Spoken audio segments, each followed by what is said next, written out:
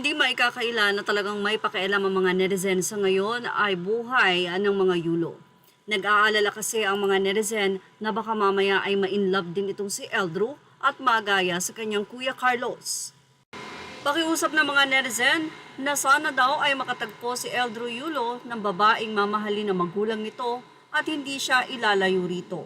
Hindi masamang ma-inlove at darating ang panahon na talagang mangyayari yun kay Eldrew. Pero ayon sa mga netizen, sana daw ay makahanap si Eldrew ng babae na irerespeto ang kanyang mga magulang at magbibigay ng tamang desisyon kay Eldrew Yulo. Kahit pa nga may issue sa pamamagitan niya ay magiging maayos ang pamilya. Yan ang tanging hangad ng mga netizen upang hindi ito magaya sa kahinatnan ng kanyang kuya na ngayon nga ay hindi pa rin nagpapakita sa kanila.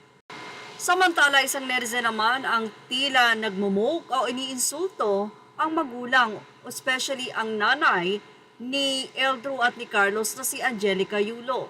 Say kasi niya, huwag kang mag-asawa or mag-GF man lang. Mangyayari sa iyo ang nangyari sa kuya mo. Nanay mo lang dapat ang masaya. Bawal kang sumaya, lahat ng kinikita mo sa kanya lang dapat. May naging mensahe naman dito ang mga netizen. Narito ang kanilang sinabi. Nag-agree ba sila sa mensahe na yon? Say ng iba, the parents are blessed to have Eldrew as a son. Mensahe naman ng isang netizen pa, dapat lang don't follow the footsteps of your bro. Malaki ang pagkakaiba ninyo when it comes to the family or to family. Say naman ng isang netizen, ang daming malinis ha, kala mo naman alam ang pulot dulo ng gulo ng pamilya na yan at kakampi agad sa isang panig. Krisyanong naturingan ng Pinoy pero ang layo ng asal. Mula naman sa isang netizen, aniya, that's right. Prioritize parents for they are the sources of everything. Based on my personal knowledge, more blessings from God if parents are the priorities of what we have.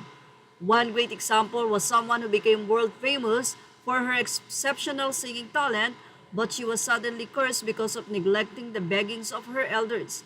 Later, nobody had the interest anymore backing her up till her stardom ended.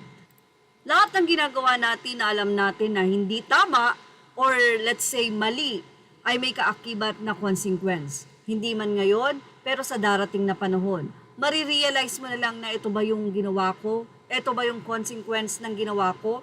Kaya naman nilang mga netizen ang nagsasabi na sana nga daw maging maayos na ang pamilya nila Carlos Yulo at sa kanyang mga magulang, especially sa mga kapatid.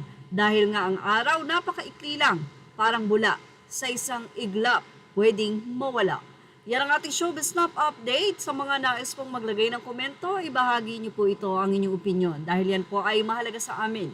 Images are all credit to the rightful owners. Thank you for watching. Please like, share, and subscribe.